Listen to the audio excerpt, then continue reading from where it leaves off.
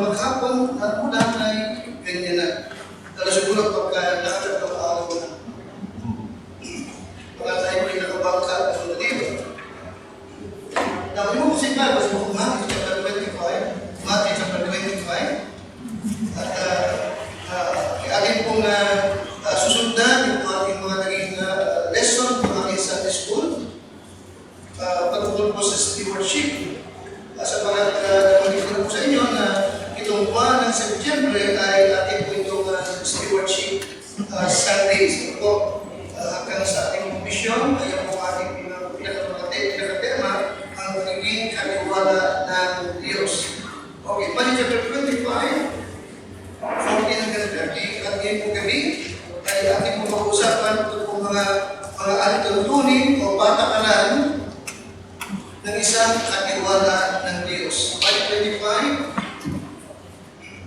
Matthew chapter 25 and verse number 14.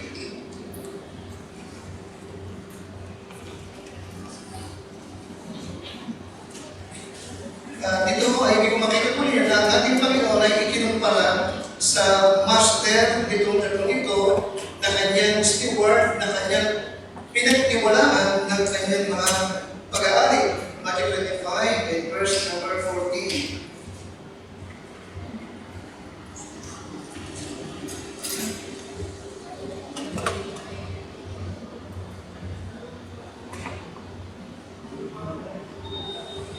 Alright, verse 14. At aling bukasan po hanggang 13 siya. Matthew 25 verse 14 hanggang 19. Alright, nakatinig po ay tumayo po tayo. Kasi pag hindi malamig ay pakakalimutin mo. 14 hanggang 19. Pagkalimutin po pasa. For the kingdom of heaven is as a man traveling into a far country who called his own servants and delivered unto them his goods.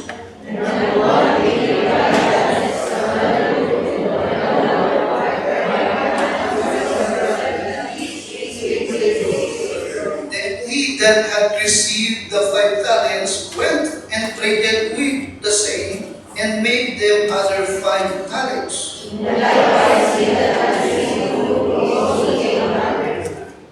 But he that had received 1 deep in the earth, and hid his Lord's money. Lord of the servant cometh and reckoneth with them. Kaya Diyos, aming Ama, kami po lumalapit sa iyo at nagpapasalamat sa itong pagkakataon na muli pong magkatipon-tipon kami na mga anak upang sumamba, makinig ng iyong mga salita. At tanggapin po ito maging kabahagi mo namin pong buhay. Akin ang Diyos, akin dalangin ang pag-iingat mo sa lahat ng member ng Calvary, dito po sa Santa Cruz, Lumban, Taguig, at dito po sa Angeles. I pray thee, Lord, ang gawain ko po ay huwag po namin mapapabayaan, pag po say, amin po talaga itong maasikaso at maalagaan hanggang sa ibulit ko balik. Sa gabi ito, okay naman namin Panginoon. Hinihingi ko sa iyo ng mensahe, humihingi ako sa iyo, Panginoon, naging pagpapala, kalakasan, kapagilihan, upang maihatid ko yung salita mo, Panginoon, ayon po sa iyong kalooban at ayon sa iyong pinagaling. Kaya Lord, I pray, ang iyong mga anak ay iyong kausapin, busugin, palakasin, palaguin, patibayin. Ito'y aking dalagin sa pangalan po ng aming Panginoon Jesus. Amen. Alright? Now, kung yung natandaan, matagal-tagal ka rin naman na mabilisan ay aking pong ibahagi po sa inyo na bawat tao na nabubuhay sa mundo ito ay mamamayan, nag-isa sa dalawang daigdig. Okay, ano daigdig ito? Daigdig ng kaliliman, tsaka daigdig ng kaliwanagan. Di ba? Ibig sabihin, dalawa lang. Okay? Dalawang klase daigdig meron lamang sa mundo ito. Ano ulit? World of darkness and what? World of light. Dalawa lang yun eh. Alright? In Colossians 1:13, ay makikita po ninyo na lahat ng kabilang sa daigdig ng kadiliman. Alright? Colossians 1:13. Tignan niyo. Ano sa natin ito? Okay? Kaya kakaiba ang kanilang pamumuhay. Kakaiba yung kanilang pagbilos. Kakaiba yung kanilang pananaw. Alright? Kakaiba din yung kanilang itsura. Kaya tayo talagang hindi dapat natutulad sa kanila. Okay? Hindi tayo dapat ang siyang hihilahin nila. Hindi tayo dapat. Okay? Sa pagkatulong sila nasa daigdig ng kadiliman, ay saan ko rin tatalahin? Saan ko rin hihilahin? At ano kasi influensya ang idudulog sa iyo ng mga tao ito. Alright, ayun na siyang nagligtas sa atin sa kapangyarihan naman. Okay ka mo? Maliwanag ba? Na noong unang panahon, nasaan ka? Nasa kadiliman ka eh. Di ba? O kaya nga salamat sa Diyos. Hinumot ka niya. Niligtas ka niya mula doon sa kapangyarihan ng kadiliman. Okay, di ba? At naglipat sa atin saan? Ayun, kaharian ng anak ng kanyang pag-ibig. Okay? Yes, every person on this earth is a citizen of one of two different magkaiba na daigdig. Alright? Ang unbeliever ay kabilang sa world of darkness. Alright? And then, take a vision. This darkness is the territory of Satan. Ang kadiliman ito yung teritoryo ni Satanas at ng kanyang mga helpers. Sino mga helpers niya? The demons. Yung mga demons. Okay? Kaya nga makikita mo, yung kanilang great influence sa takbo ng daigdig nito. Bakit? Diba in 2 Corinthians 4:4, si Satan ang God of this world. Are you listening? He's the God of this world. And according to the book of Daniel, chapter 10 and verse 13, tandaan po yun, and Ezekiel 28 verse number 2, okay? Ilan naman po ito? Okay? May mga demonyo siya na tinatawag na nasa high ranking. Pero sila naman na pinatapag na sa inyo? May mga rango-rango sila. At yung may mga taas na rango, ang siyang nasa likod ng alin? Ng bawat presidente, hari ng bawat bansa. The reason kung bakit si Pablo ay tinuruan tayo na manalangin sa lahat ng namiminuno. Alam mo ba? Kaya kung papasin ninyo, kung papasin mo, na para ba sila ang nananalo dito? Napasin niyo ito?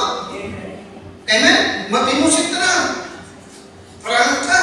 Pero ayaw ng maraming mga liberal Americans at karamihan ng media ay kinokontras ka, di ba? Binabalita ng balita. Amen? Yung nakaalala ng presidente, okay din naman. Tama? Yeah. Amen? Parang gusto mo nang sumama sa sarili. Hindi ba rin pala mo lang binagari naman? Amen. Di ba? Parang talagang yun na.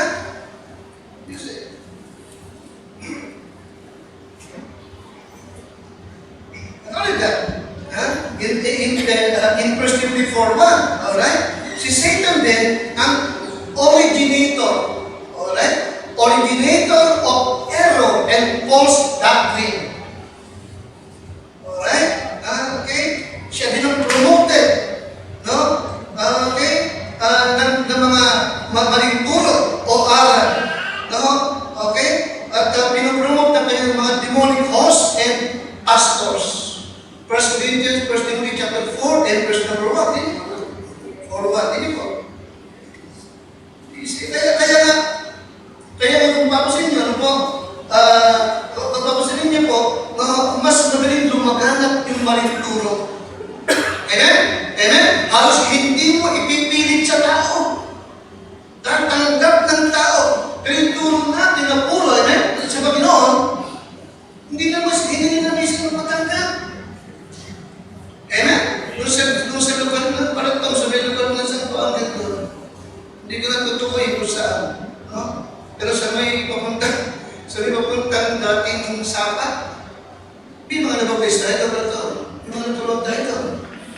kamag-anak ng isa natin dito na nasa Panginoon na.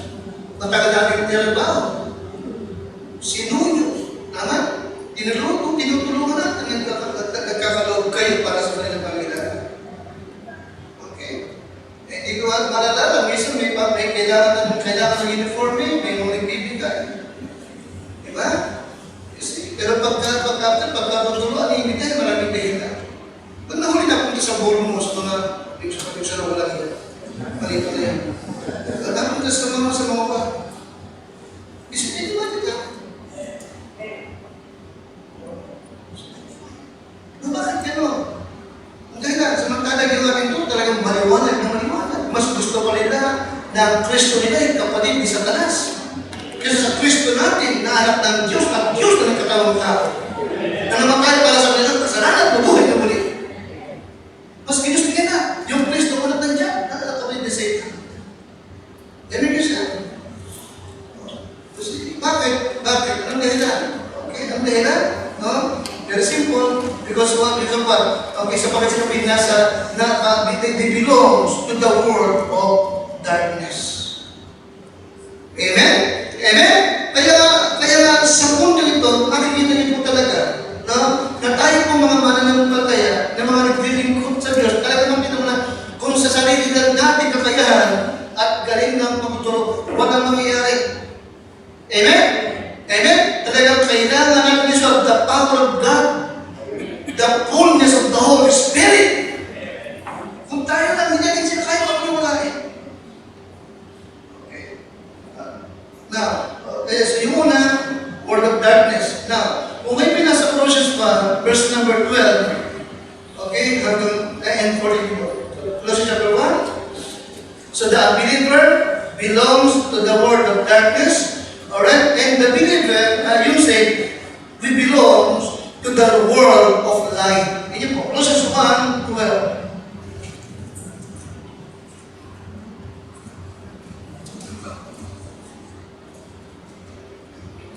Nandiyan po kayo? Alright, tayo lahat, giving thanks unto the Father, which hath made us meet to be partakers of the inheritance of what? The saints in light. Na nagpapasalamat sa Ama, na nagpakindapat sa atin, pinagpakinsabat tayo po, testify, upang makabahagi sa mana ng mga banal sa kaliwanagan. 13, who have delivered us from the power of darkness, okay? Darkness, and have translated us into the kingdom of His dear Son, in whom we have what? Redemption, through His what? Blood, even the forgiveness of sin. Tignan mo. Ngayon, nasa kaliwanagan na tayo. Amen?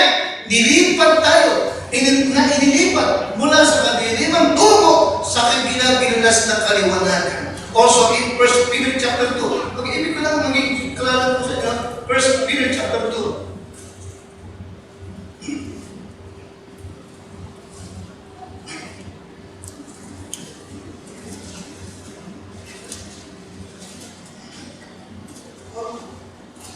Verse number 9. 2:9. Ready? 1 Peter 2:9. Ready? Basa po. But ye are a chosen generation, a royal priesthood, an holy nation, a peculiar people, that ye should show forth the praises of Him who hath called you out of darkness into what? Tinawag mula sa kadiliman tungo saan? Marvelous, kagila-gilalas na kaliwanagan. Nakatayin mo yan? Nakatayin mo? Mula sa kadiliman, saan tayo nalipat? Kagila-gilalas na kaliwanagan. Alright? You see? So, darkness and marvelous light. Ha? Kaya ang mga anak ng Diyos ay yung mga unbeliever ay talagang totally different in identities and worldviews. You see, amen sir? Nagkakaiba talaga ng identity at yung pananaw sa buhay at sa mga nagaganap sa din. Laging magkasalamat yan. Hindi magkakasundo. Maliwanag ba? Hindi magkakasundo. Okay. Obserbahan mo, kapag yung sa mag-asawa, isang unbeliever, talagang unbeliever, tsaka isang believer, hirap magkasundo pagdating sa mga bagay na spiritual. Amen? Amen? Mag-isang abuse. Mag-isang yung mga bagay na pinapahalagahan natin sa kanila hindi mahalaga. Amen? Yung mga iniibig natin sa kanila hindi kayo iniibig. Okay? Ano na higit pagdating sa yung ating pagkakalinis stewardship. Ibig sabihin, tayo naniniwala at nagtuturo that God's ang Diyos ang may-ari ng lahat. Amen? Amen? Yun ang ating doctrine. Yung God's ownership. Pangalawa, yung ating our responsibility bilang steward. Pangatlo, na tayo ay may pagsusulit na nakatakda sa harap ng ating Panginoon. Yan ba kaya nilang matanggap? Hindi nila matatanggap yan. Pero yun ang katotohanan. Amen? Sila hindi nila matanggap sapagkat nasaan sila? Anong klaseng daigdig sila? Tayo naman, anong klaseng daigdig? Kaliwanagan. Kaliwanagan. Alright? Kaya ibinukod tayo ng Diyos. At talagang ang hangat ng Diyos ay talagang kakaiba tayo sa kanila. Amen? Okay, for example, kung pag-aaralan mo, yung Israel, sila talaga ibinukod ng Diyos na lahi. Meron silang kinakain at hindi kinakain. Meron silang unclean animals at clean animals. Kaya hindi sila kumakain ng baboy, hindi sila kumakain ng mga isda na walang kaliskis, pati hipon, pusit, hindi na kinakain yun kasi walang kaliskis. Ano ba? Hindi sila kumakain ng puneho. Ikaw kumakain ka ng puneho. Tama, hindi na? Hindi naman kasi hindi sila kumakain ng baboy. Okay, hindi sila kumakain ng politiko, yung lakos. Hindi sila kumakain ng buhaya. Okay, ikaw kakain ka. Yan. Amen? Hindi sila kumakain ng dugo. Okay, amen? Amen? Maging sa pananamit, iba sila pananamit. Nabasin niyo ba yun? Nabasin niyo po? Okay, hindi sila nagdadamit na yung pakitaas ay cotton, yung pangalabaay, polyester. Kung cotton lang. Remember that? Amen? Now, anong dahilan? To isolate them. Para maging bukod sila. Kakaiba sila. Maging sa pagluluto, iba ang style nila ng pagluluto. Are you with me? Amen? Amen? Anong dahilan? Para talagang maging bukod na bansa sila. Walang katulad. Malamin? Para magsilbing aral sa atin ngayon. Ang ibig ng Diyos tayo dito, tayo ay hindi katulad nila. Kaya mo dito? Kaya pagdating ng New Testament, bagamat talagang tapos na yun, alam masamang pagkain, ang tulong ng Diyos natin is what? Come out from among them and be separate. Okay? Kayo ang ilaw ng sanlibutan. Let your light so shine upon men. Magliwanag sa gitna ng kadiliman. Amen, Gisa? Amen? So tonight, ito yung ating basa. The principle of stewardship. Stewardship. Alright? At ating tutugsungan yung naging lesson po kanina ng umaga, no? At yung mga susunod yung pang lesson. Now, ito pong sa Matthew 25, verse 14, we can compare God to the master dito po sa parable nito. Na tinawag niya yung kanyang tatlong alipin at binigyan niya ng bawat talento at sinabi, gamitin niyo ito, palagay niyo ito. Yung isa binigyan ng 5, yung isa binigyan ng 2, at yung isa ay binigyan ng 1. Ito ka ng Book of Matthew chapter 25, verse 14, talagaan po.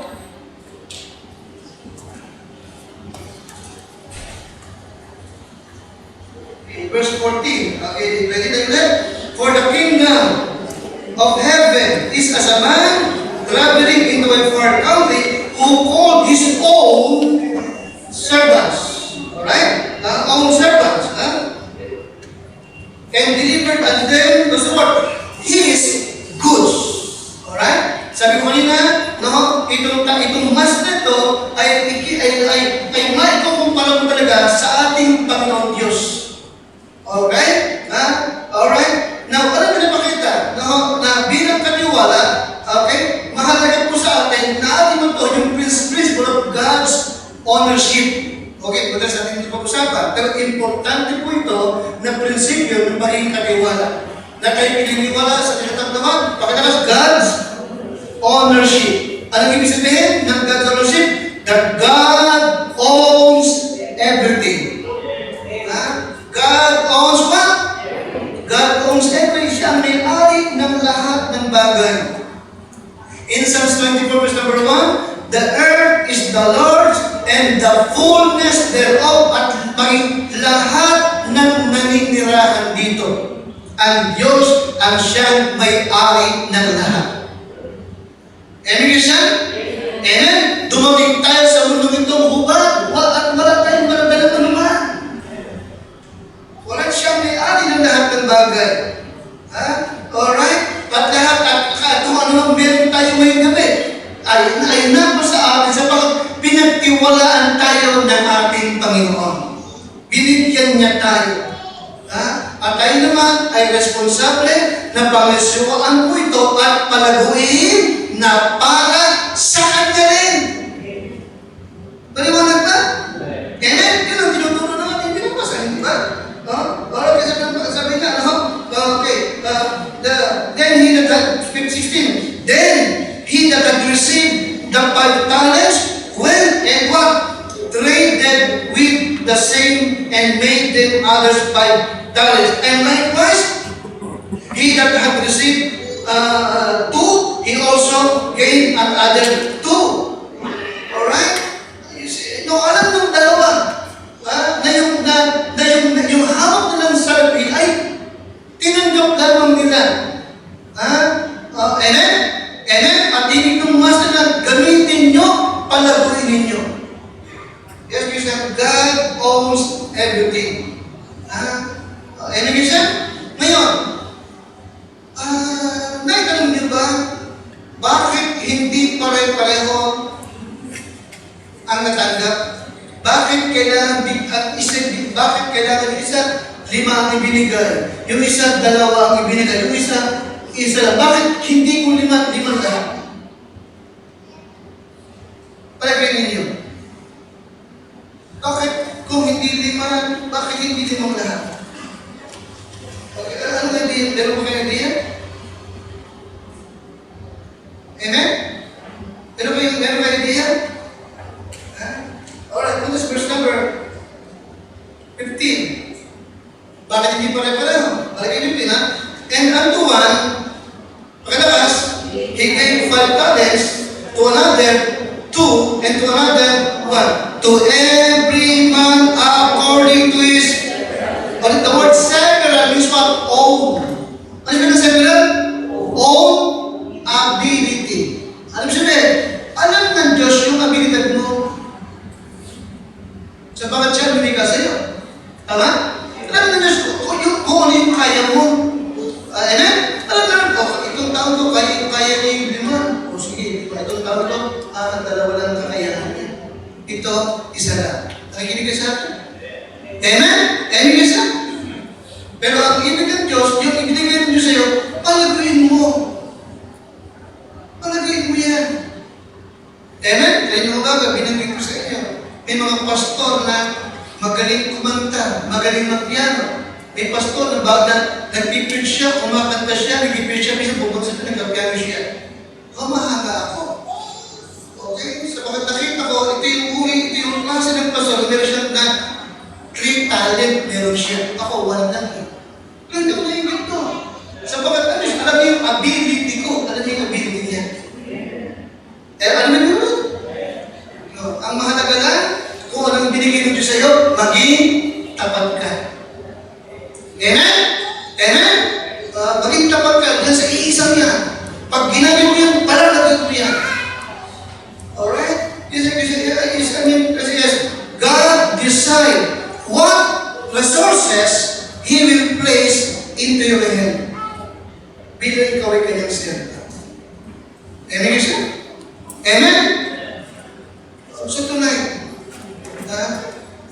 anong klaseng servant ka? Anong klaseng steward ka ng Panginoon? Ilang talento meron ka? Ginagamit mo ba yan? Ibigyan palagin mo yan. Amen? Invest mo yan. Gamitin mo yan para magsilbing puhunan mo para sa Panginoon. He decide which one and how many ang kanyang maibibigay sa iyo. Alright? At sa lahat ng pinagpapilig mo, sa lahat ng meron ka, sa lahat ng naibigay sa iyo, disipation, remember God. Lagi mo siyang aalahanin na nagbigay sa iyo. Deuteronomy chapter 8 and verse number 18. Deuteronomy chapter 8 and verse number 18.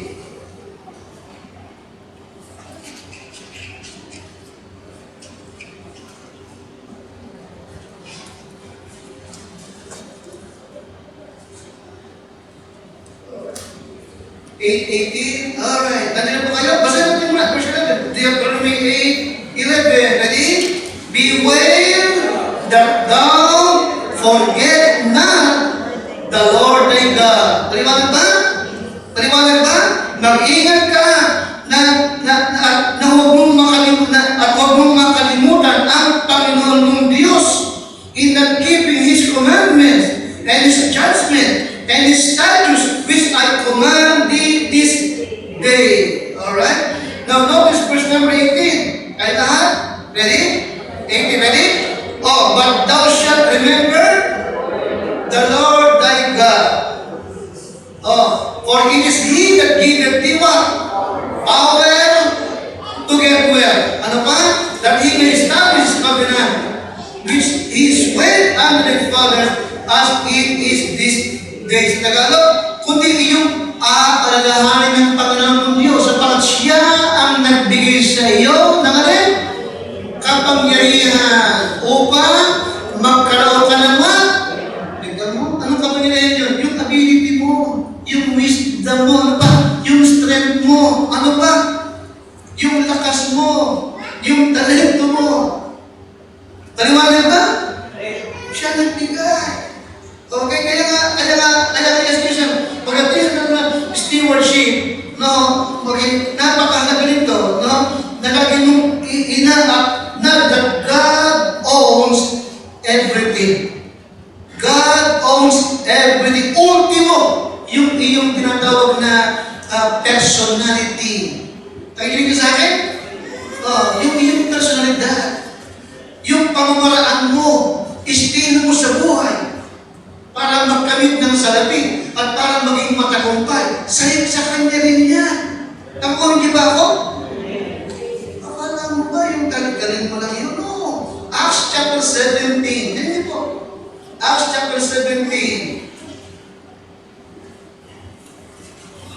Verse 25 and 28. Alright. Minsan nabanggit ko ba sa inyo na meron apat na temperament na tinatawag. Ano ito bisa diba? Yung tinatawag choleric temperament, phlegmatic temperament, saka yung sanguine, and then phlegmatic. Alright? Apat na temperament yan. Alright. Now, isa ka dito. Ako alam ko, choleric ako. Okay? Si Pastor Tan ay sanguine. Okay? Meron pang melancholic, yung tahimik lang siya. Okay? Pero malungkutin, melancholic. Alright? Now, bakit meron nun? Ano na yan? Now, Acts 17, niyo po. Okay? Kung ano temperament ka, okay, yan din ay niloob ng Diyos para sa iyo. Ha? Alright, Acts 17, 25 and 28.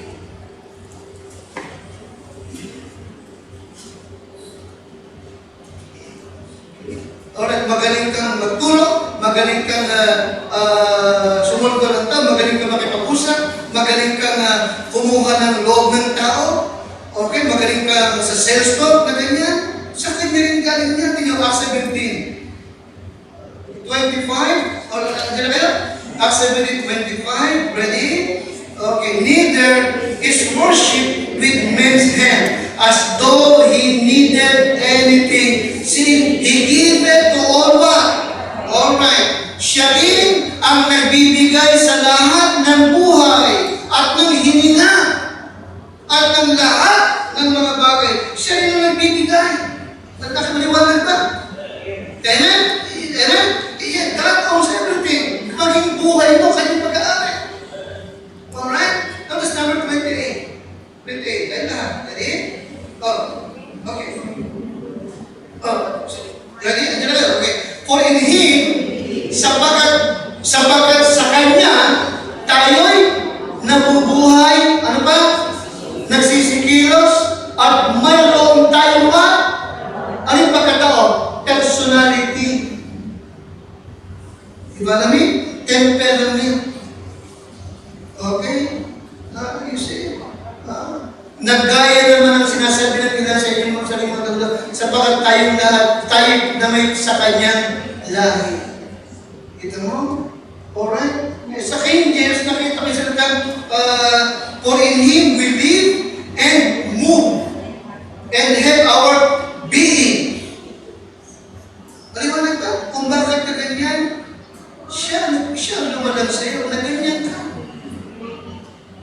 Nakamamutin? Amen? Kaya kung yung tao yung talagang maganda, diretso, yun ang pagkakagawa sa kanya Diyos. Kaya mo siya, pagpasensya mo siya. Ganun siya. Kung amen?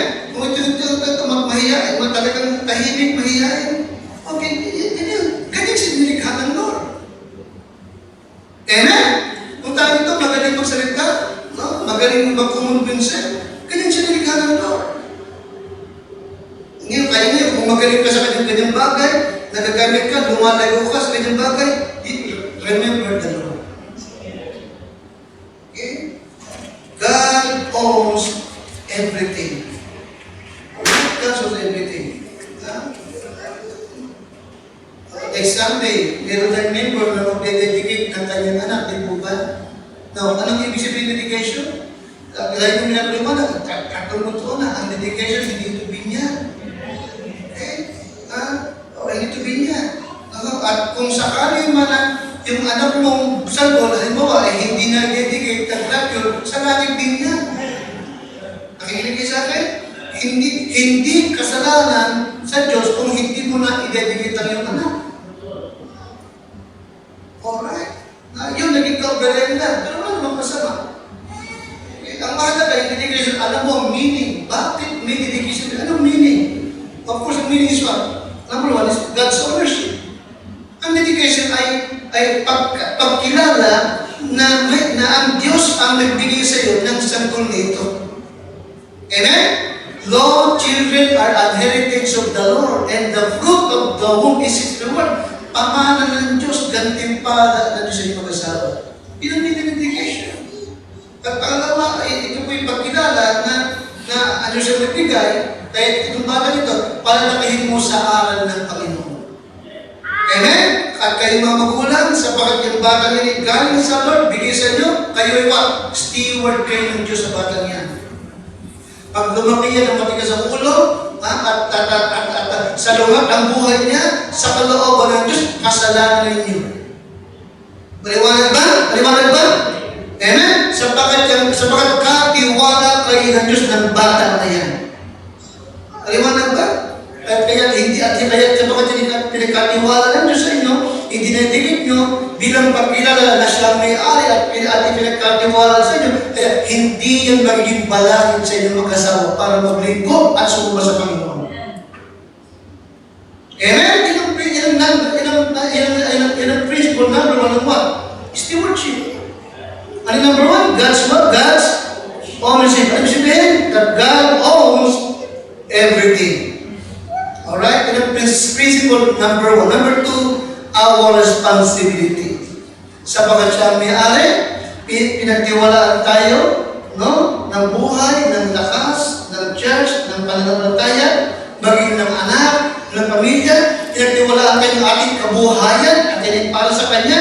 Now, our responsibility. Ano naman ang ating pananagutan sa Kanya? na nagtiwala sa atin. Alright? Now, chapter 25 ulit, verse 14, if you remember, no? Okay. Binigyan niya ang bawat isa ayon sa kanilang kakayahan. Yung isa binigyan ng 5, yung isa binigyan ng 2, at yung isa binigyan ng 1. No? Alright. Bawat isa ay binigyan ayon sa kanilang ability. No? Now, tapusin niyo po. Yung binigyan ng 5, tumubo pa ng 5. Yung binigyan ng 2, tumubo pa ng 2. Pero yung isa naman, hindi niya ginamit. Nakikinig ka sa akin? Oh, amen? Oh, amen? Hindi niya ginamit bago sa kanyang ibinaon sa lupa. Alright? Nung dumating ang time, yung tinatawag na days of reckoning, na kanyang pinatawag, nagtawag ang kanyang para sa lupa. Ngayon, magbigay sulit kayo ng lahat ng pinagkatiwala ko sa inyo. Remember that? Amen? Yung binigyan mo ng 5, Lord, yung 5 binigyan mo, tumubo pa ng 5 din. Ano sabi ng Lord? The good and what? Good and faithful. Yung 2, tumubo pa ng 2. Ano sabi ng Lord? The good and faithful. Dapat yung isa. Walang nangyari. Hindi niya ginamit na para sa kanya. Wala siyang ginawa na para sa Diyos. Alright? Kaya nga sabi nito, we are either faithful or unfaithful. Hindi ba? Amen? Yung 2, tinawag yung faithful. Yung pangalawa, anong tawag niya? The wicked. Ikaw na masama. At masama at tamad na libre. Kaya nga pagdating sa talagang responsibility ng isang steward. In 1 Corinthians chapter 4 verse number 2, ano ang ating responsibility? Maging tapat na katiwala. Ano yung ating responsibility? Maging matapat na katiwala. Now, let me remind you, Christian, it is a choice. Nasa yung pagpili yun. Amen? Walang pwedeng mamilit sa'yo. It is a choice. Nasa iyo pagpili. Alright. Kung gugustuhin mo maging tapat na steward or hindi tapat na katiwala, nasa iyo pagpili. But in 1 Corinthians 4:2, ano yung kanyang kalooban sa atin? Moreover, it is required for a steward that a man be found faithful. Yun ang kanyang mean sa atin. Na sa kanyang muling pagparito, sa kanyang muling pagparito, matagpo ang kanyang what? Tapat. Matagpo ang kanyang tapat. Kung sabi na ng Lucas, di ba? Sa muling pagbalik ng Lord, makatagpo pa kaya siya ng tapat. Yes, our responsibility is what? To be faithful. Na steward ng Panginoon. No, the faithful steward, no, itong dalawa, they put their master's talent, no, to good use. Ginamit nilang puhunan upang lumago at talagang lumago naman talaga. Ibig siya, talagang lumago. O kayo mismo makakapansin, pag ginagamit mo yung ipinagkatiwala ng Diyos sa'yo na para sa Kanya, nakikita mo lumalago ba? Lumalago ba? Lumalago. Nagbubunga eh. Nagbubunga naman eh. Gamitin mo lang. Huwag mong ibaon sa lupa. Amen? Amen? Huwag mo sa lupa. Huwag gamitin mo. Okay? Yung faithful, ang ginawa niya, ginamit niya, ginagawa niya. Yung unfaithful ang ginawa niya, ibinaon niya sa lupa. Amen? Sinayang niya. Sinayang niya yung ipinagkatiwala ng Diyos sa kanya.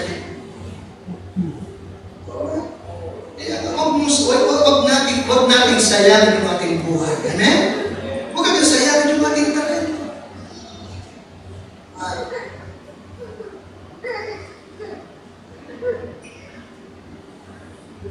Ang ginagawa ay teaching, preaching. Ginagamit ko. Natuwa ako. Kahit kung binabanggit, hindi naman sa atin, hindi naman binabanggit. Maraming mga nakatapos ng Bible school, nakasipag-graduate, may mga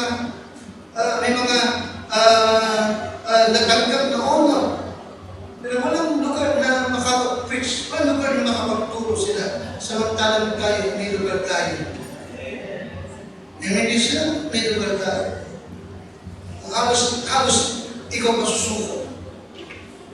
Amen, isa? Amen? Talagang nagbubukas ang Diyos ang pintuan para magamit natin yung mga talentong ibinigay ng Diyos sa atin. Amen? Amen? Mag-ibig ko naman, talagang nagpipero. Pinabalik ko lang sa'yo, talagang nagpipero lang ito. Pagpalayan ko ng miyembro ko. Palagay ko po yung kanilang buhay. Amen? Palagay mo, best din ako. Sapagat meron kaming pangangailangan. At ayun yung wala, member ang gagamitin. Sa buwan, sa amin yan. Okay. Mahalaga na matagpuan tayong tapat ng Panginoon. Amen? Hindi rin sinayang yung ating salapi. Amen isa? Yung ating salapi, yung ating buhay, yung ating training, hindi sinayang. Okay? Alright, ang point isa. Okay, hindi lang yung katiwala ng sabi. Kundi na rin, life, ano pa? Talent. Amen? Ano pa? Mysteries of Christ. Katiwala tayo ng mga pagkakalas. Yung mga misteryo ni Kristo. Ano yun? His humanity, His dignity, His substitutionary death. Amen? Amen? His resurrection, His ascension, and His coming again. Yun yung mga mystery. Katiwala tayong lahat doon. Natutuwa natin eh. Amen, isa? Amen? Yun ang ating ating tuturo. Okay? Ano pa? Ano pang katiwala? The church. Katiwala tayo. Liwanag ba? Katiwala tayo. Okay, nilagay ka nyo rito, meron siyang dahilan. Bakit dito ka nilagay? Liwanag ba? Upang yung talento mo, dito mo invest. Amen? Dito yung lalago, dito yung maging kagalit-galit, yung buhay mo, yung pamilya mo. Liwanag ba? Maging yung salapiin mo. Alright?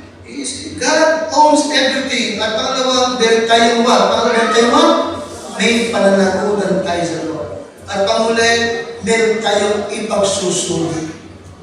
Alright? Ito yung principle of stewardship. God owns everything. And secondly, we are responsible. Pangatlo, magbibigay sulit tayo sa ating Panginoon. Our accountability. Matthew chapter 25 and verse number 19. Matthew 25, verse number 19. Now, dito po sa verse number 19, pwede mong isulat sa tabi ng tagay yung Romans 14:12, ha? So, ito mo, Romans 14:12. At yung isa, 2 Corinthians 5. Ano yun? 5, 9 to 10. Sulat mo sa tabi. Okay, bilang reference. Okay? Verse number 19. After a long time, the Lord of those servants, what? Cometh. Anong lesson pinapakita dito? The second coming. He is coming again. At sa kanyang muling pagparito, meron siyang kukunin, meron siyang iiwan. Sino yung kanyang kukunin? Sino yung kanyang kukunin? The Christian. Pagkakuha sa atin, saan niya dadalhin? Heaven ba kaagad? Heaven ba kaagad? No!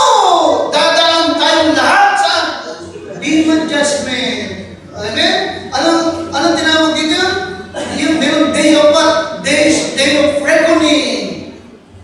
Okay, magsusulit tayo. Okay? After a long time, the Lord of those servants cometh and reckoneth with them. Yes, Christian. Alright? Pangatlong principle ng stewardship is our accountability. Our accountability. Pagbalik ng ating Panginoon sa kanyang muling pagparito, alright? Kanyang tatawagin lahat ng kanyang mga alipin, lahat ng kanyang katiwala into His presence. Okay? And require a face-to-face. Nakikinig ka sa akin? And He will require a face-to-face report from each one on how they manage His possession. Diba na bisa? Ulitin ko, yung Bema Judgment ay face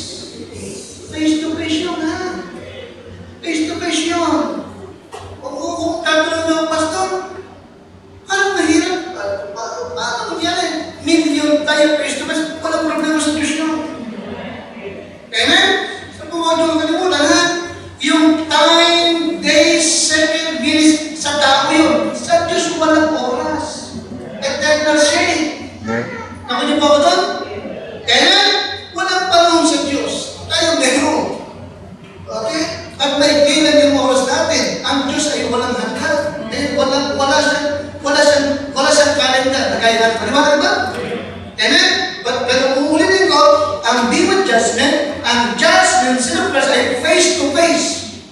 Tatayo ka talaga sa harap ng ating Panginoon. Are you with me? Kaya tinawag ni Pablo terror of the Lord. Okay? Yes, minsan tatayo tayo sa kanyang harapan. No? Okay? And we will answer for how, sa paanong paraan natin ginamit yung lahat na ipinagkatiwala sa atin ng Panginoon. Alright? Remember 2 Corinthians 5:10, for we must all appear before the judgment seat of Christ. Amen? Amen? Okay siya. Matagpo ang kaya niyang dapat.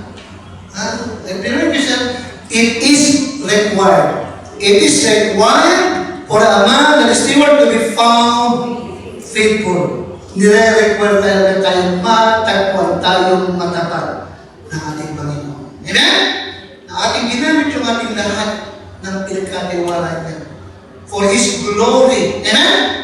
For His glory and honor. Hindi ating pangsarili. For His glory.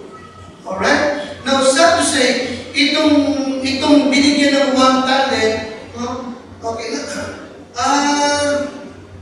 Yung 5 talents Christian, tsaka 2 talent Christian, ako personally, kakaunti, parang gusto ko sabihin niya parang kakaunti yun. Ang ibig dito ng Lord, kung bakit papasin niya, mabigat yung kanya sarili sa 1 talent, ay ibig ng Diyos na ilagay mo ang sarili mo sa 1 talent. Steward. Nakikita kayo? Magsilbing warning sa atin yung binigyan ng isang talento. Ano yung Biblia? Tingnan niyo po yung 1 talent. Verse 18 ulit, but he that had received 1 went and dig in the earth and hid his Lord's money. After a long time, the Lord of those servants cometh and reckoneth with them. Now, verse number 24. Then he which had received the 1 talent came and said, Lord, I knew that thou art an hard man, reaping where thou hast not sown, and gathering where thou hast not strewn. And I was afraid, and went and hid the talent in the earth. Lo, there thou hast that is thine. His Lord answered and said unto him, Thou wicked and slothful servant, thou knowest that I reap where I sowed not, and gather where I have not sown. Thou oughtest therefore to have put my money to the exchanger, and then at my coming I should have received my own usury. They take therefore the talent from him, and give it unto him which had 10 talents. For unto everyone that hath shall be given, and he that hath abundance, but from him that hath not shall be taken away, even that which he hath. Mabigat na sila ito, di ba? Yung talagang dalawang portion. Yung mayroon ay bibigyan ng sagana. Ngunit yung wala, yung nasa kanya ay kukunin pa. Di ba nakikita? Na ang ginagamit mo, yung pinagkatiwala ng Diyos sa iyo, at takot mong ginagamit, bibigyan ka pa niya ng sagana. Maliwanag ba? Maliwanag ba? Pero kung hindi mo gagamitin, yung nasa iyo, kukunin niya para ibigay pa doon sa iba. Amen niyo siya? Amen? Kaya ano sabi ng Lord na 2 Corinthians 4:2, moreover, it is required. Amen? It is required sa bawat katiwala na sila'y matagpuan tapat ng Panginoon. Amen niyo siya? Kaya nga, ngayong gabi, alam natin pare-pareho kung ano ang ipinagkatiwala ng Diyos sa iyo. Anong ministry naroon ka? Diyan ka nilagay. Amen? Nagtiwala sa sa'yo, diyan ka nilagay. Pero lumalagod ka ba dyan? Nagbubunga ka ba dyan? Tapat ka ba dyan sa ministry mo na yan? Amen? O, hanap buhay mo. O, talento mo. Okay? Yes, minsan ito yung nire-report namin na matagpo na tayo magkakaroon. Alright? Na itong tao ito, napasin ko ito tao ito yung tatlo. Yung 5 ang talent and 5 talents Christian, yung 2 talents Christian, tsaka yung 1 talent. Napasin ko sila, face to face yung mga. Napasin ko? Yes, face to face to. Ulitin lang sa bakit yung demon, judgment again, ay face to face. Sa harap, ito ng ating Panginoon. Amen? Oh. At itong 1 talent man ito, okay, talagang he had to look his master in the face. At nagpaliwanag siya kung bakit niya ito ginawa. Nakita po? Pagkapasin po, sinikap niyang magbigay ng what excuses. Maliwanag ba? Amen? Sinikap niyang magbigay ng excuse na hindi naman talaga katanggap-tanggap. Maliwanag ba? Maliwanag ba? Napasin niyo po, yung kanyang excuses, pinaparatangan pa niya yung kanyang master na malupit. Napasin niyo po? Amen? At ano sabi niya? Kilala kita. Ay, kung kilala mo siya, bakit hindi ba bigay niya ginawa mo? Liwanag na. Ano dapat? Alibay na. Hindi tinanggap ng kanyang master. Ay, nagisa?